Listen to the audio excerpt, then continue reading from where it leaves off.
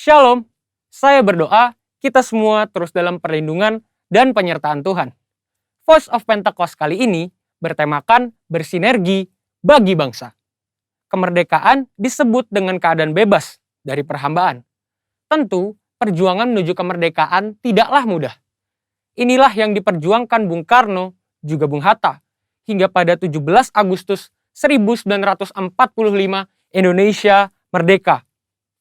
Saudara, perjuangan menuju kemerdekaan ini tidak hanya dilakukan Bung Karno sendiri ataupun Bung Hatta seorang. Perjuangan ini melibatkan seluruh aspek dan golongan dari Indonesia, termasuk umat Tuhan. Sebut saja beberapa nama, seperti Martha Christina Tiahahu, Agustinus Adi Sucipto, Herman Johannes, dan masih banyak yang lain. Ini membuktikan bahwa umat Tuhan tidak berleha-leha, melainkan ikut berjuang dalam merebut dan mempertahankan kemerdekaan. Lalu bagaimana dengan kita? Peran apa yang mampu kita tempuh demi mengisi kemerdekaan saat ini? Salah satu jawaban atas pertanyaan tersebut adalah dengan bersinergi dengan pemerintah. Sinergi berasal dari bahasa Yunani, sinergos, yang berarti rekan sekerja. Sinergi adalah suatu bentuk dari sebuah proses atau interaksi yang menghasilkan suatu keseimbangan yang harmonis, sehingga bisa menghasilkan sesuatu yang optimal. Ada 4 yang perlu kita perhatikan dalam hal bersinergi dengan pemerintah. Yang pertama, menyadari bahwa pemerintah adalah dari Allah. Tak dapat terhitung berapa banyak narasi yang diciptakan oleh oknum dalam berbagai media dan platform yang berusaha menimbulkan ketidakpercayaan masyarakat terhadap pemerintah. Seperti dalam penanganan COVID-19 dan program vaksinasi yang sedang ada tepat di depan kita saat ini. Hoaks-hoaks bermunculan dan banyak masyarakat yang memakannya mentah-mentah, sehingga menjadi batu sandungan yang besar bagi pemerintah untuk bergerak. Saudara, kita sebagai orang percaya harus mampu bersinergi dengan pemerintah, sebab mereka adalah wakil Allah dan mereka menginginkan kesejahteraan atas Anda dan juga saya. Yang kedua, berdoa bagi pemerintah. Sebagian dari kita mungkin bertanya, saya hanya seorang pegawai biasa, bagaimana saya dapat bersinergi dengan pemerintah? Siapapun kita, apapun jenis pekerjaan dan usaha kita, semua dapat bersinergi dengan pemerintah dalam mengisi pembangunan. Ada 3 cara yang pasti dapat dilakukan oleh semua orang percaya, yakni berdoa, berdoa, dan berdoa. Dalam 1 Timotius 2 ayat 1-3 dikatakan bahwa kita patut untuk menaikkan permohonan, doa syafaat, dan ucapan syukur bagi raja-raja dan pembesar yang berada di atas kita. Jangan pernah jemu berdoa bagi bangsa dan negara serta pemerintah. Justru di masa-masa yang genting seperti inilah, kita semakin gencar, tekun, dan semangat mendoakan pemerintah dalam perang melawan penyakit COVID-19 serta resesi ekonomi secara global. Kita percaya bahwa setiap doa-doa kita bagi bangsa, negara, dan pemerintah yang kita sampaikan kepada Bapa di sorga tidak akan pernah sia-sia. Dan yang ketiga, berikan bagian kita. Dalam Matius 22 ayat 21, kita mendapati sebuah ajaran Tuhan Yesus yang sangat menarik tentang kewajiban kita terhadap pemerintah. Tuhan katakan, berikanlah kepada Kaisar apa yang wajib kamu berikan kepada Kaisar, dan kepada Allah apa yang wajib kamu berikan kepada Allah. Tuhan mengajarkan bahwa tidak patut bagi umat Tuhan yang taat kepada Tuhan untuk tidak menolong pemerintah. Pemerintah dalam membangun bangsa dan mewujudkan kesejahteraan rakyatnya tentu membutuhkan modal pembangunan, dan salah satu sumber pendapatan yang besar adalah pembayaran pajak. Maka dari itu, dengan membayar pajak, kita sedang bersinergi dengan pemerintah kita. Yang keempat, investasi demi kemajuan. Selain dari pendapatan pajak, modal pembangunan juga diperoleh pemerintah dari investasi. Pemerintah sedang mendorong warga negara Indonesia untuk melakukan investasi. Itu sebabnya sekarang ini kita menemukan banyak sekali aplikasi yang memudahkan masyarakat untuk melakukan investasi, bahkan dengan modal awal yang sangat kecil dan dapat dijangkau oleh semua kalangan. Melalui investasi, kita turut serta membiayai pembangunan di sektor infrastruktur dan industri lainnya. Demikian investasi dapat dilakukan dengan sederhana, namun memiliki dampak yang sangat luas. Demikian saudara, bagian kita dalam mengisi kemerdekaan bukan lagi dengan bersusah payah melawan penjajah, tetapi dengan sinergi yang baik antar kita dan pemerintah. Saudara, untuk penjelasan lebih lengkapnya dari tim teologi kami, silakan buka link yang ada di atas atau scan QR Code yang tersedia. Salam integritas, Tuhan Yesus memberkati.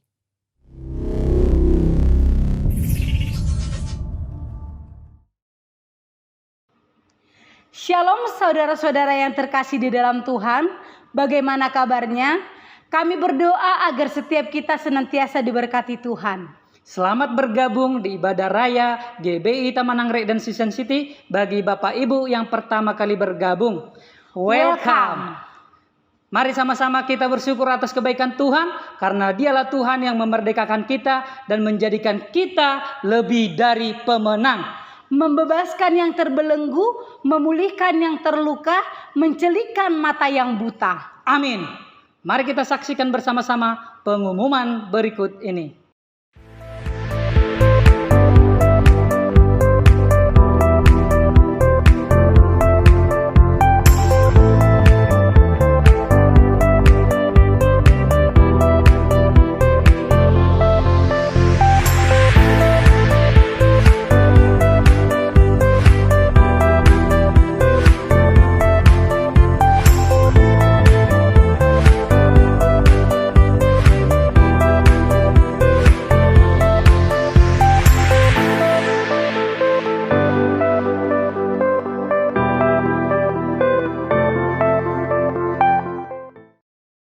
Mari kita sama-sama berdoa. Bapa kami yang baik, kami bersyukur buat kasih setiamu yang selalu melimpah atas setiap kami. Bahkan di masa pandemi sekalipun Tuhan, sukacita yang daripada Tuhan melimpah atas kami dan bangsa kami. Tuhan, sebentar lagi kami akan mulai ibadah kami. Kami percaya Engkau hadir memberkati setiap kami. Biarlah Tuhan Yesus ibadah ini boleh berkenan di hadapan Tuhan. Di dalam nama Yesus kami berdoa dan kami siap memulai ibadah kami. Kami sudah berdoa, haleluya, amin. Shalom. Saya akan bacakan Mazmur 91 ayat 1 sampai 16. Dalam lindungan Allah. Orang yang duduk dalam lindungan yang maha tinggi dan bermalam dalam naungan yang maha kuasa akan berkata kepada Tuhan, tempat perlindunganku dan kubu pertahananku, Allahku yang kupercayai. Sungguh Dialah yang akan melepaskan engkau dari jerat penangkap burung, dari penyakit sampar yang busuk. Dengan kepaknya Ia akan melindungi engkau, di bawah sayapnya engkau akan berlindung. Kesetiaannya ialah perisai dan pagar tembok. Engkau tak usah takut terhadap kedahsyatan malam, terhadap panah yang terbang di waktu siang, terhadap penyakit sampar yang berjalan di dalam gelap, terhadap penyakit menular yang mengamuk di waktu petang. Walau 1,000 orang rebah di sisimu dan 10.000 di sebelah kananmu, tetapi itu tidak akan menimpamu. Engkau hanya menontonnya dengan matamu sendiri dan melihat pembalasan terhadap orang-orang fasik. Sebab Tuhan ialah tempat perlindunganmu, yang maha tinggi telah kau buat tempat perteduhanmu. Malapetaka tidak akan menimpa kamu, dan tulah tidak akan mendekat kepada kemahmu. Sebab malaikat-malaikatnya akan diperintahkannya kepadamu untuk menjaga engkau di segala jalanmu. Mereka akan menentang engkau di atas tangannya, supaya kakimu jangan terantuk kepada batu. Singa dan ular tedung akan kau langkahi. Engkau akan menginjak anak singa dan ular naga. Sungguh hatinya melekat kepadaku, maka aku akan meluputkannya. Aku akan membentenginya, sebab ia mengenal namaku. Bila ia berseru kepadaku, aku akan menjawab. Aku akan menyertai dia dalam kesesakan. Aku akan meluputkannya dan memuliakannya.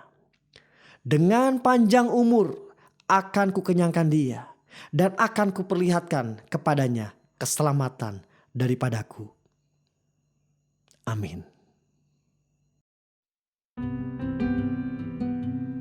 Terima kasih ya Tuhan. Terima kasih Tuhan Yesus. Terima kasih. Kami percaya Tuhan, kami adalah anak-anak yang berharga di mata-Mu ya Tuhan.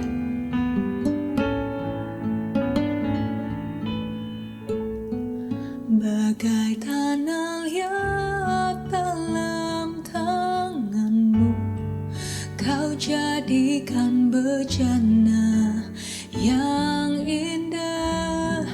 Demikian aku dalam tangan-Mu, ku sungguh berharga di mata-Mu.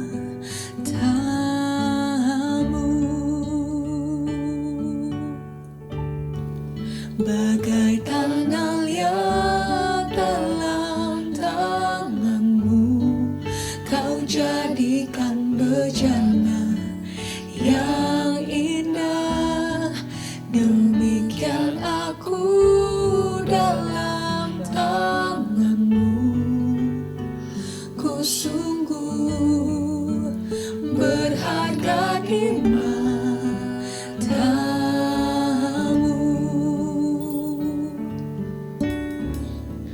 Engkaulah Tuhan, Kaulah penjuru, Kau memilihku dan membentukku. Kau buatku hidup di hadapan-Mu untuk nyatakan kemuliaan-Mu. Ya Tuhan, bagai tanah liat dalam tangan-Mu,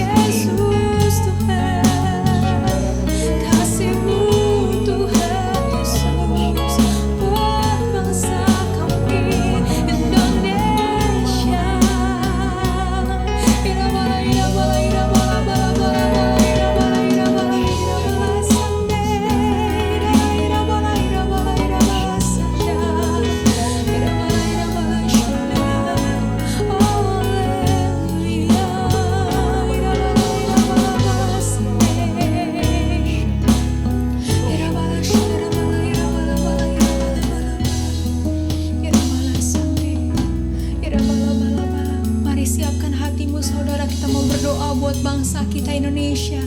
Irabala irabala bala bala irabala sikarabala bala irabala bala bala bala bala irabala bala.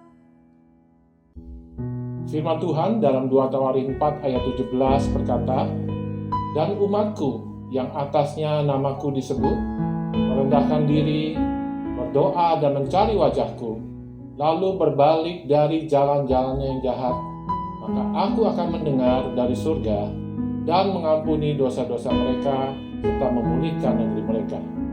Maka dari itu saudara, mari kita bersatu hati merendahkan diri di hadapan Tuhan dan dengan segenap iman kita mengangkat doa bagi bangsa kita Indonesia. Mari kita sama-sama berdoa. Tuhan Yesus yang baik, kami bersyukur untuk anugerah-Mu bagi bangsa kami. Saat ini, kami mau sungguh-sungguh berdoa buat Indonesia. Tuhan, pulihkan Indonesia, biar kasih-Mu memenuhi bangsa ini. Kami percaya Engkau akan memerdekakan bangsa kami dari pandemi COVID-19, kesulitan ekonomi, dan setiap masalah yang ada. Selamatkan bangsa kami ya Tuhan. Pakai kami untuk jadi saksi-Mu bagi Indonesia. Terima kasih Tuhan. Dalam nama Yesus, amin.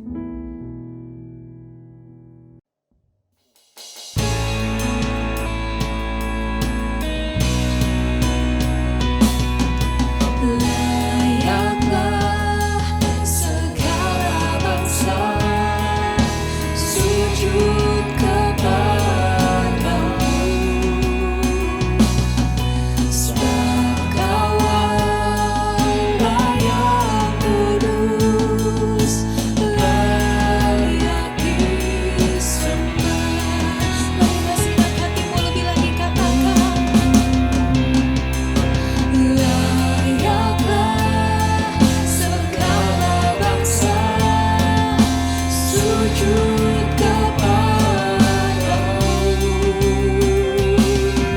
sebab Kau Allah yang kudus, layak disembah. Layaklah segala bangsa sujud kepadamu.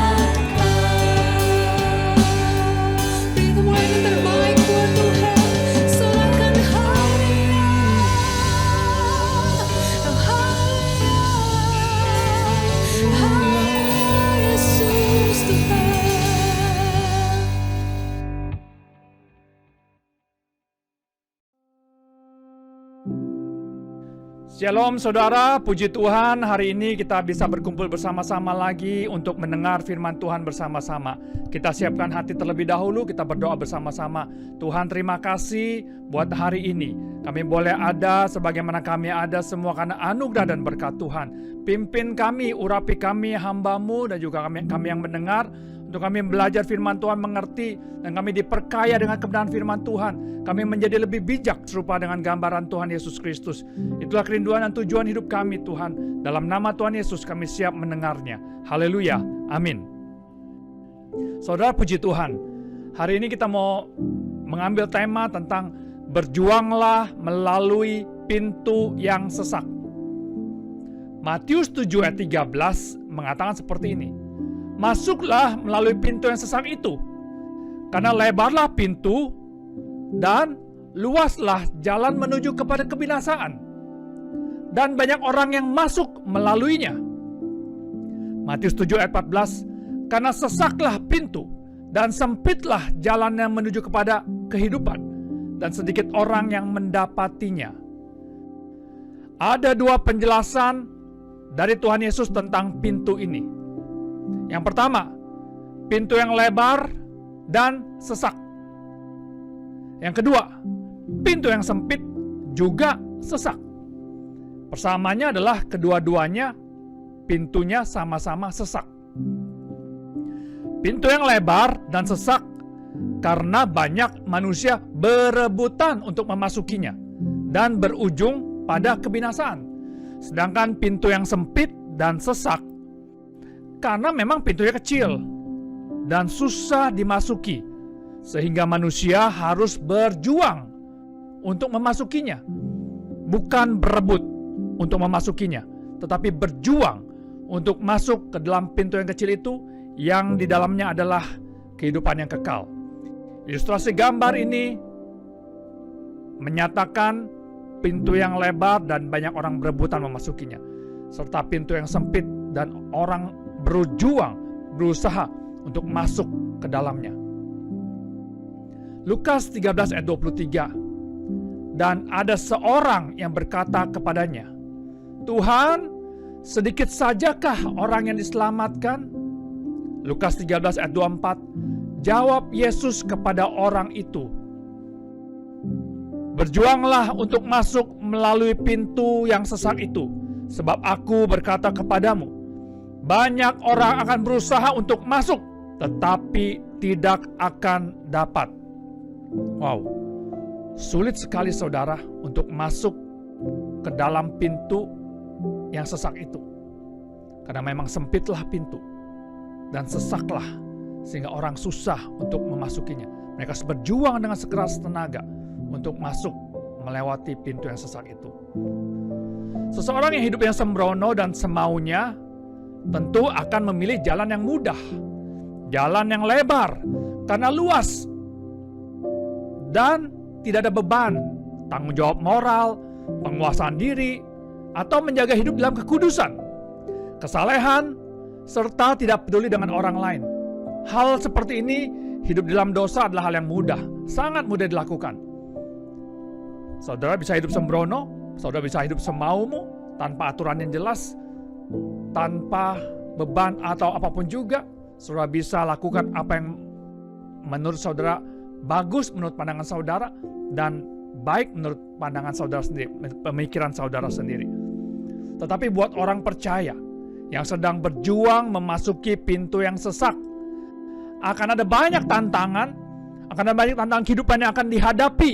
Mengingat perjuangan kita bukan melawan darah dan daging, serta perjuangan kita adalah untuk menyalipkan keinginan daging kita dan mematikan hawa nafsu akan dunia ini. Cinta akan dunia ini sedang berusaha kita lenyapkan, digantikan dengan cinta akan Tuhan. Saudara, di hari-hari terakhir akan banyak orang yang murtad karena kesulitan, aniaya, penindasan, ajaran sesat, dan lain sebagainya. Oleh karena itu setiap kita, orang-orang percaya ini saudara, harus benar-benar berjalan dalam tuntunan firman Tuhan, agar hidup kita sampai kepada tujuan hidup yang kekal bersama Tuhan Yesus. Yohanes 6 ayat 66. Mulai dari waktu itu, banyak murid-muridnya mengundurkan diri dan tidak lagi mengikut Dia. Matius 22 ayat 14. Sebab banyak yang dipanggil, tetapi sedikit yang dipilih. Kita minta Roh Kudus, saudara, untuk meneguhkan panggilan dan pilihan yang sudah Dia, Yesus, tetapkan dalam hidup kita, untuk kita orang percaya.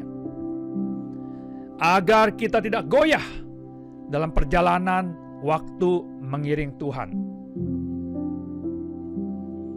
Oleh karena itu Petrus, seorang rasul yang sederhana, bukan seorang pendidik, bukan seorang pengajar yang hebat, tapi dia adalah seorang nelayan.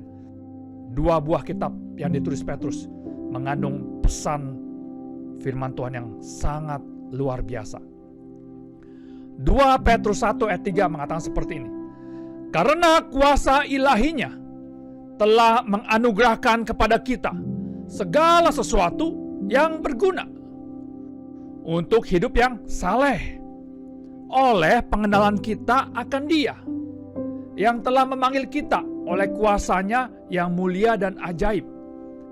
2 Petrus 1 ayat 4. Dengan jalan itu Ia telah menganugerahkan kepada kita janji-janji yang berharga dan yang sangat besar, supaya olehnya kamu boleh mengambil bagian dalam kodrat ilahi dan luput dari hawa nafsu duniawi yang membinasakan dunia. Pada saat saya baca ayat per ayat, wow, bahasanya sangat dalam sebenarnya, saudara ya. Tidak terpikirkan seorang Petrus yang tidak berpendidikan tinggi, tapi sanggup menulis firman Tuhan di dalam tuntunan Roh Kudus. Kalau bukan Roh Kudus yang menuntun dia untuk menulis, tentu tidak bisa didapati bahasa-bahasa yang tidak mudah dicerna ini, saudara. Saya berusaha menyimpulkan, saya berusaha mengambil intisari dari setiap ayat demi ayat yang ada. Kodrat ilahi berbicara mengenai sifat-sifat Allah. Tujuan hidup kita menjadi serupa dengan gambaran Tuhan Yesus. Di tahun integritas ini, kita ingin mengejar keserupaan dengan Yesus Kristus. Karakter Allah dalam Yesus Kristus. Kemudian selanjutnya 2 Petrus 1 ayat 5. Justru karena itu kamu harus dengan sungguh-sungguh berusaha untuk menambahkan kepada imanmu kebajikan. Sampai di sini dulu saya akan jelaskan satu persatu. Justru karena itu karena apa, saudara? Ya, pertama kita bisa lihat dari ayat sebelumnya, 2 Petrus 1 ayat 3 dan 2 Petrus 1 ayat 4. Karena apa? Justru karena itu kamu harus dengan sungguh-sungguh berusaha. Justru karena pertama, Tuhan Yesus telah menganugerahkan kehidupan kekal kepada kita. Amin. Lihat dalam 2 Petrus 1 ayat 3. Karena kuasa ilahinya telah menganugerahkan pada kita segala sesuatu yang berguna untuk hidup yang saleh. Jadi karena Tuhan telah menganugerahkan hidup yang kekal kepada kita. Kedua, karena Tuhan Yesus telah memanggil kita. Seperti tertulis dalam Yohanes 15 ayat 16. Bukan kamu yang memilih aku, tetapi akulah yang memilih kamu. Ketiga, karena Tuhan Yesus memberikan janji yang berharga, yaitu keselamatan, masa depan yang cerah, kesembuhan dari sakit, terlepas dari kekhawatiran, kebebasan daripada dosa, daripada kesedihan, masa depan yang lebih baik, yang penuh dengan harapan, damai sejahtera dan sukacita, damai sejahtera yang melimpah-limpah. Itu yang Tuhan Yesus janjikan kepada saudara dan saya. Kemudian keempat, karena kita boleh mengambil bagian dalam karakter Allah, serupa dengan Kristus, the man of integrity. Kemudian agar kita terlepas dari pengaruh hawa nafsu dunia. Karena apa? Karena 5 hal inilah yang saya sebutkan tadi di atas sesuai dengan ayat sebelumnya.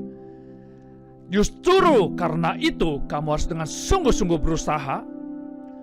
Justru karena Tuhan telah menganugerahkan kehidupan kekal, Tuhan memanggil kita, Tuhan memberikan janji, karena kita mendapat bagian dalam karakter Allah, karena kita terlepas dari pengaruh hawa nafsu dunia, kita harus sungguh-sungguh berusaha.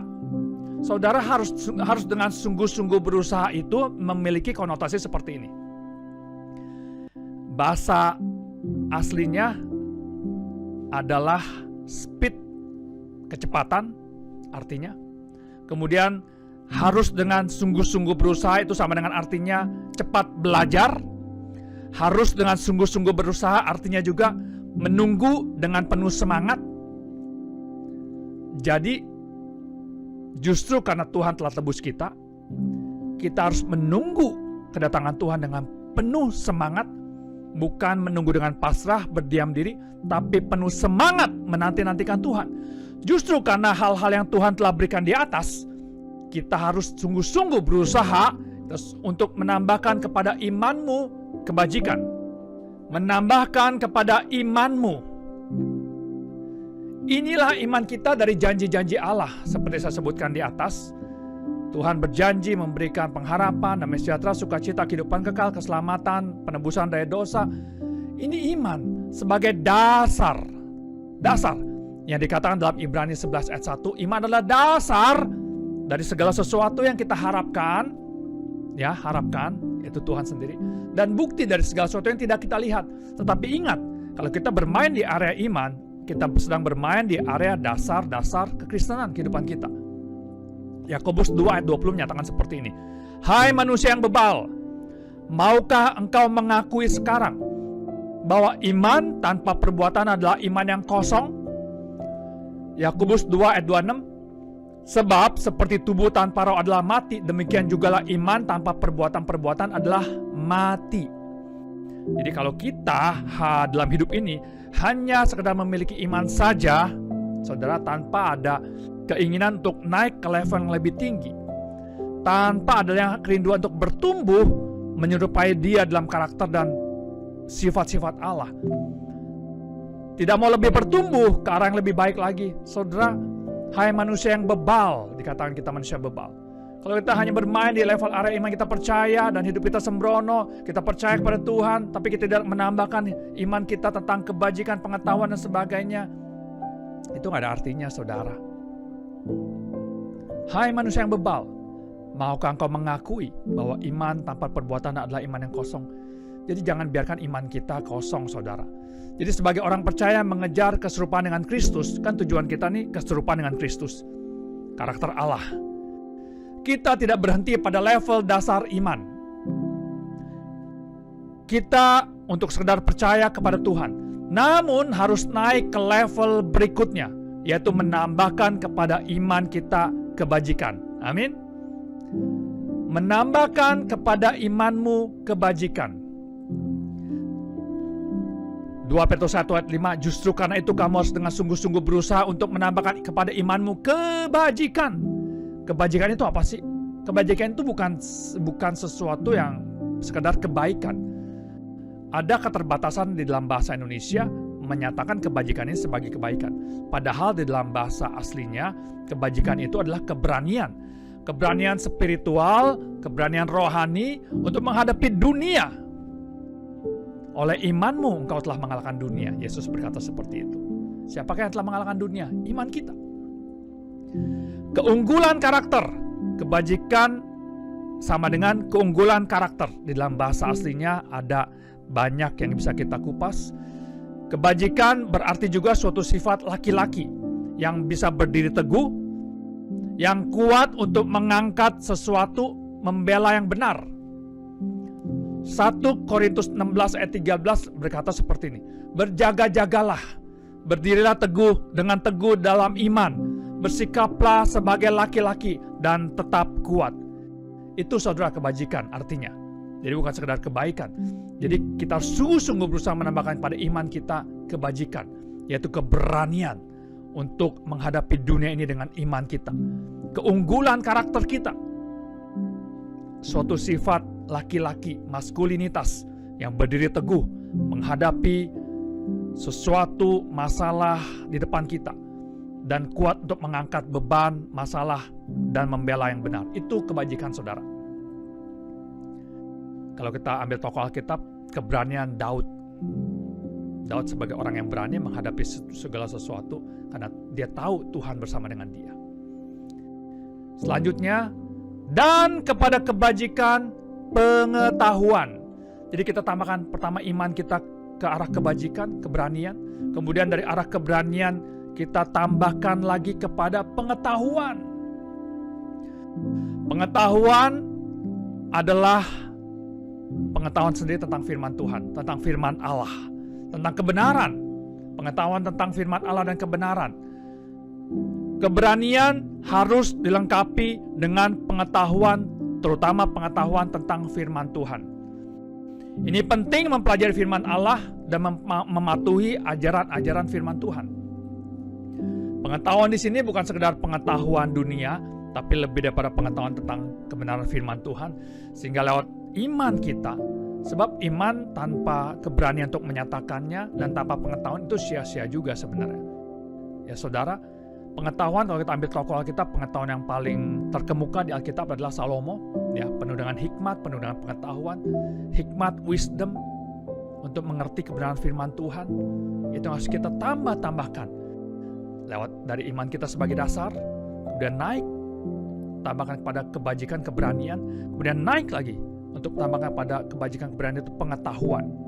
2 Petrus 1 ayat 6 mengatakan, dan kepada pengetahuan penguasaan diri. Salah satu buah roh adalah penguasaan diri. Penguasaan diri adalah bahasa Inggrisnya self-control, yaitu kuat dalam satu hal, ahli dalam satu hal tersebut. Tuhan memanggil setiap orang Kristen untuk hidup disiplin. Disiplin adalah seperti seorang murid yang disiplin. Kekuatan, pengendalian diri, dan kehendak kita di bawah kerjanya Roh Allah. Harus ada disiplin dalam doa, disiplin dalam mempelajari Alkitab, disiplin dalam menggunakan waktu, disiplin dalam menahan nafsu tubuh ini, disiplin dalam hidup untuk berkorban. Seperti Paulus berkata 1 Korintus 9 ayat 26, sebab itu aku tidak berlari tanpa tujuan, dan aku bukan petinju yang sembarangan saja memukul. 1 Korintus 9 ayat 27, tetapi aku melatih tubuhku dan menguasai seluruhnya, supaya sesudah memberitakan Injil kepada orang lain, jangan aku sendiri ditolak. Jadi penguasaan diri, self-control, itu penting saudara. Saudara dan saya harus ahli dalam hal ini. Harus ahli dalam menguasai diri kita, agar kita menjadi orang-orang pribadi-pribadi yang semakin berkenan di hadapan Tuhan. Naik level. Setelah penguasaan diri, kepada penguasaan diri, ketekunan. Tambahkan daripada penguasaan diri, ketekunan. Penguasaan diri kita bicara mengenai Yusuf yang mampu menguasai dirinya untuk tidak masuk ke dalam jebakan-jebakan orang-orang yang berusaha menjebaknya. Kemudian menambahkan kepada penguasaan diri ketekunan. Yang keempat adalah ketekunan. Tokoh Alkitab yang paling kita lihat sabar menanggung segala sesuatu adalah Ayub. Dia tekun, dia sabar, walaupun didera dengan banyak hal yang menggoncangkan imannya, jiwanya. Walaupun dia sempat juga menyalahkan Tuhan, tapi dalam penderitaan dia tetap bertahan, saudara, dan menang. Ketekunan sama dengan kesabaran menunggu. Ya. Tahan lama. Kesabaran yang berkelanjutan. Dia menunggu dengan sabar. Kemudian ketekunan itu sama dengan menahan penderitaan. Sama dengan ketabahan. Sama dengan seni bertahan menghadapi semua yang melawan kita. Itu ketekunan saudara. Ketekunan adalah suatu sikap defensif, bertahan dengan tahan yang lama menghadapi tekanan, ujian, cobaan, masalah yang melawan kita. Suatu kesabaran, bukan sekedar kesabaran saja, tapi kesabaran dalam menunggu, kesabaran yang kontinu, berkelanjutan, yang terus bertahan di dalam kesabaran menunggu di bawah menahan penderitaan. Itu kesabaran saudara, luar biasa. Long suffering, kesabaran dalam menderita. Itu tekun namanya saudara, di atas kesabaran. Selanjutnya, dan kepada ketekunan kesalehan. Ketika kita masuk dalam area ketekunan, mampu menghadapi ujian, tantangan, cobaan dengan sabar, dengan penuh sikap menunggu, tidak berespon dengan marah kepada Tuhan, Tuhan akan berikan kesalehan. Kesalehan, kita lihat kesalehan Daniel. Kesalehan berbicara mengenai ibadah kepada Tuhan. Kekudusan, kesalehan berbicara mengenai kekudusan. Kesalehan berbicara mengenai bahasa Indonesia God lines. Sifat kudus seperti Tuhan. Ini yang sedang kita kejar, saudara. Setelah engkau masuk ke dalam ketekunan, kita masuk ke dalam kesalehan. 2 Petrus 1 ayat 7, dan kepada kesalehan kasih akan saudara-saudara. Kasih akan saudara-saudara. Bayangkan tokoh Alkitab yang bernama Yonatan mengasihi Daud. Kasih akan saudara-saudara ini bahasa aslinya Philadelphia, filio, dikata filio. Kasih kepada saudara-saudara, kasih sayang persaudaraan. Itu yang Tuhan mau tambahkan kepada kita untuk mengenal Dia lebih lagi. Dan terakhir, kepada kasih akan saudara-saudara, yaitu kasih akan semua orang. Kasih akan semua orang, kita lihat tokoh yang paling besar adalah Yesus Kristus itu sendiri yang mengajarkan kasih. Berilah pipi kiri pada orang menampar pipi kanan. Berjalanlah sejauh 2 mil saat orang menyuruh berjalan sejauh 1 mil. Kasih akan semua orang. Agapau, agape, kasih Tuhan sendiri.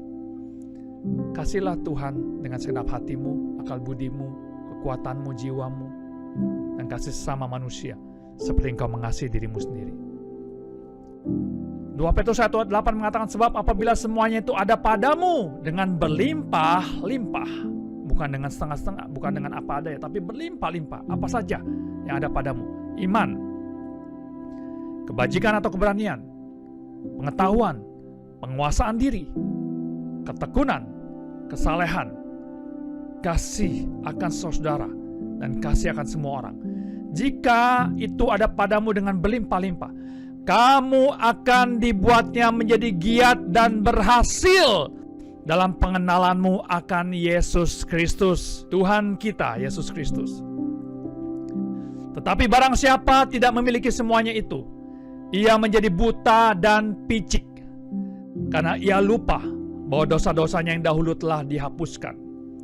2 Petrus 1 ayat 10. Karena itu saudara-saudaraku, berusahalah sungguh-sungguh supaya panggilan dan pilihanmu makin teguh.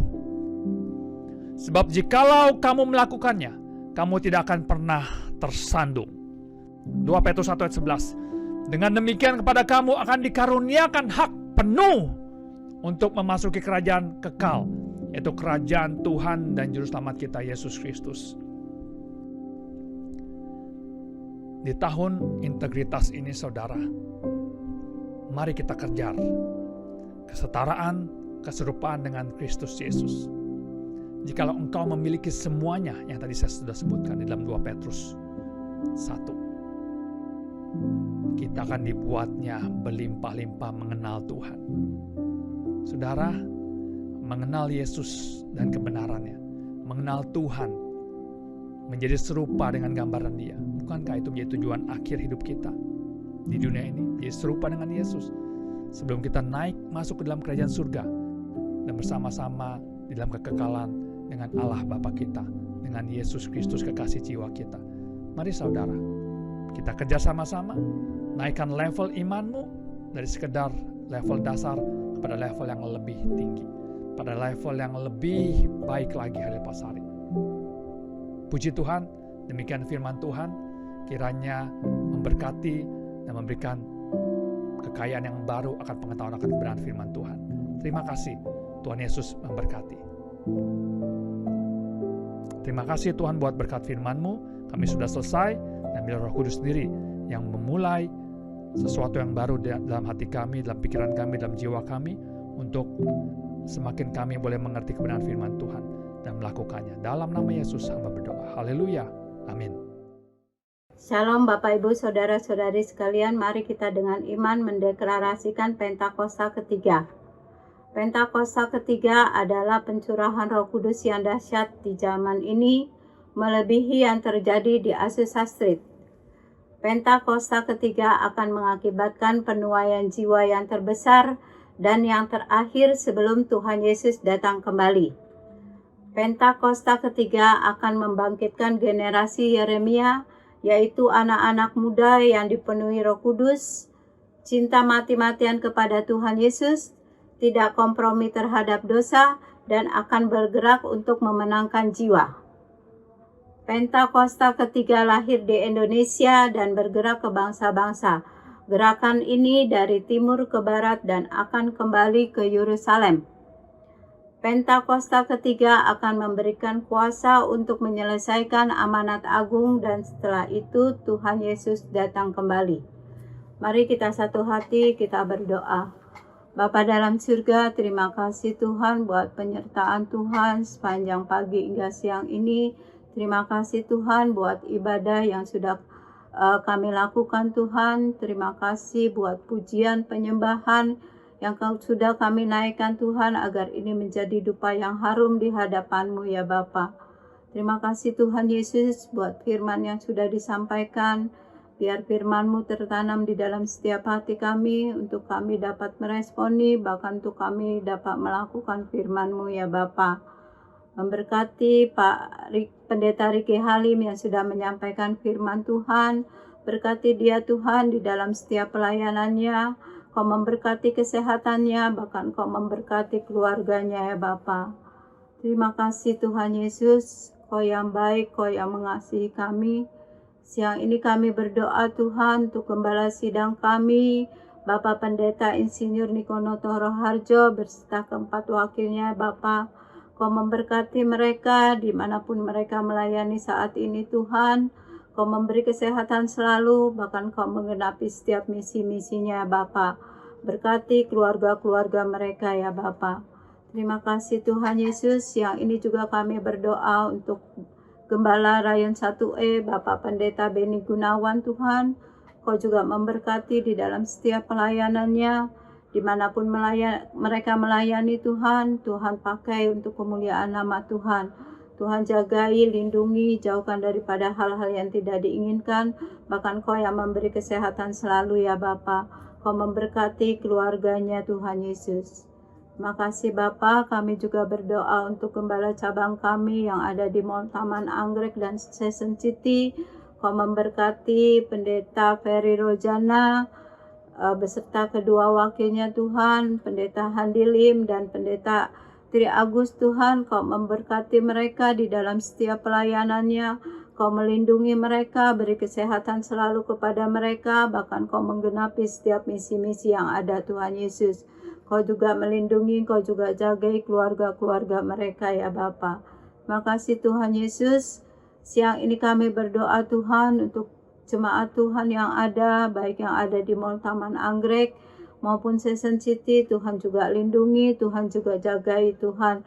Apabila mereka sakit, biru-biru-Mu menyembuhkan mereka ya Bapa.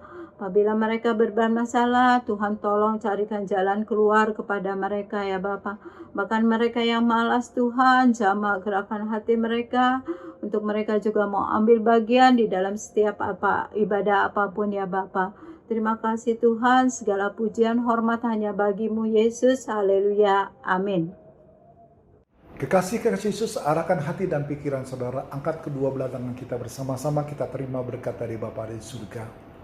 Bapak, Ibu, dan saudaraku, terimalah berkat yang datang dari Allah Bapa di surga, di dalam anak yang tunggal Yesus Kristus. Persekutuan, penghiburan, pertolongan, pembelaan, bahkan kuasa dari Roh Kudus menyertai kita semua dari hari ini sampai kedatangan Yesus kedua kali dan bahkan sampai selama-lamanya. Yang percaya diberkati Tuhan bersama-sama kita katakan amin.